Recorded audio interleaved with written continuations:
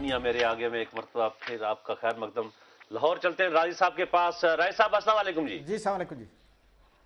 अच्छा राय साहब, ये बस आपसे कंक्लूड ही करना है आपके, ये जो पंजाब में सूबाई हुकूमत का कारखाना है जिसके दो कंपोनेंट है, मुस्लिम लीग नून और मुस्लिम लीग पाकिस्तान पीस पार्टी, ये कारखाना आपको कितने अरसे तक चलता हुआ इकट्ठा नजर आ रहा है?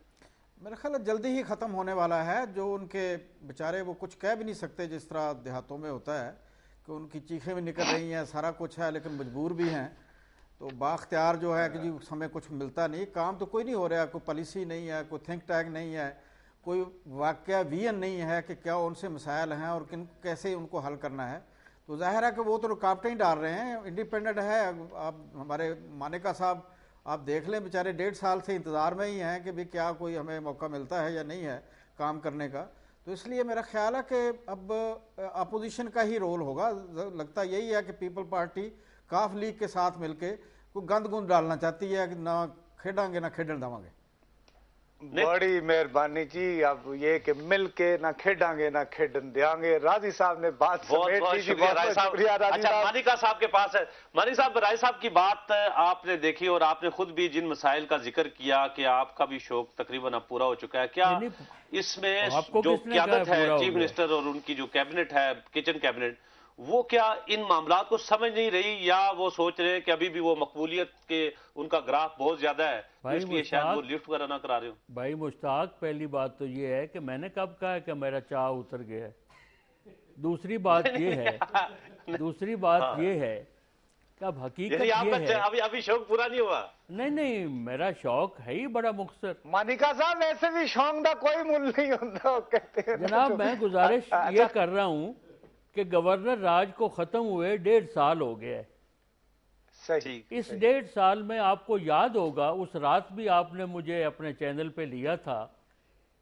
हाँ। मुस्लिम लीग नून की मर्जी और ख्वाहिश के मुताबिक और हमने डॉक्टर ताहिर अली जावेद साहब को अपना कायदे ऐवान मुंतखब कर लिया असम्बली में। सही। और हमें ये बताया गया था कि अगर आपकी तादाद अक्सरियत में होगी तो फिर आपके लीडर को स्पीकर रिकग्नाइज करेगा, leader of the parliamentary party of PMLQ and leader of the opposition in the assembly.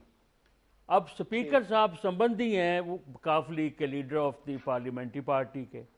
उन्होंने हमारी परवाह न की और रूलिंग दे दी कि एक तो ये है कि पार्लियामेंट्री पार्टी मुकर्रर करता है सदर जमात का, दूसरा ये है कि आप लोग अपोजिशन में कब हैं, आप तो हुकूमत के साथ हैं। अब आप हमें बताएं, हमें समझ नहीं आती कि हम अगर हुकूमत के साथ हैं तो हुकूमत हमारे साथ तो कभी 1.5 साल में मशवरा ही किसी मसले पे नहीं हुआ। अच्छा मानिका साहब, तो आपके साथ हो वाली बात। मानिका साहब, नगमा मुश्ताक आपकी साथी थी, फारूक ब्लॉक में थी ना? बिल्कुल।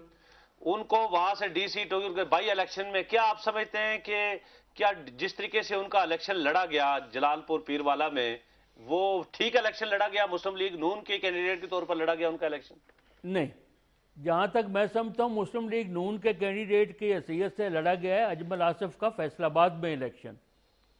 ठीक है। वहां चूंकि वजीर आला के भाई साहब थे कैंडिडेट, तो एक तो जैसी हमारी रवायत है कि देहाती हल्का था, जो सब बड़े बड़े लोग थे और बड़े बड़े जो वहाँ पे जिम्मेदार और पीर थे वो सब वसीगा खुशामद भाग के वो उस कैंप में चले गए।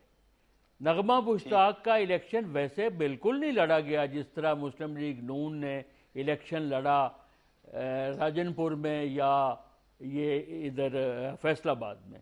दूसरी बात मैं आपसे ये गुजारिश कर दूं, मैंने अगले दिन एक रायविंड में मीटिंग थी, तो मैंने अपने मुस्लिम लीग नून के अकाबरीन को एक बात मुख्तसर में करूँगा, मैंने उनको बताया था कि कौम मियाँ मोहम्मद नवाज शरीफ की तरफ देखती है बतौर मुतबादल क़यादत के, और मुतबादल क़यादत का किरदार ये होना चाहिए कि वो पीपल्स पार्टी की अपोजिशन में और कौम के मफादात में और कौम के मसाइल पे खड़ी जाए, डट स्टैंड ले।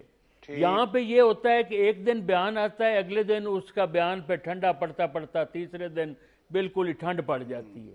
तो मैंने उन्हें बताया था जी कि यहाँ जब आप नहीं रहे तो यहाँ एक मजाक बना हुआ था कि कौमी असम्बली में लीडर ऑफ द अपोजिशन थे हजरत मौलाना किबला भाई मुश्ताक के दोस्त मौलाना फजल रहमान, और बलूचिस्तान में थी उनकी कोलेशन हुकूमत।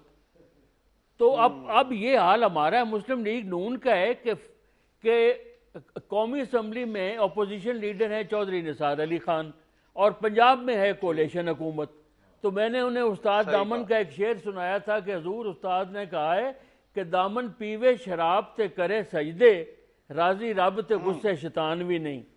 तुसी दोनों नू राजी रखा राजी रब ते गुस्से शैतान भी नहीं। मानिका साहब आपका बहुत बहुत शुक्रिया।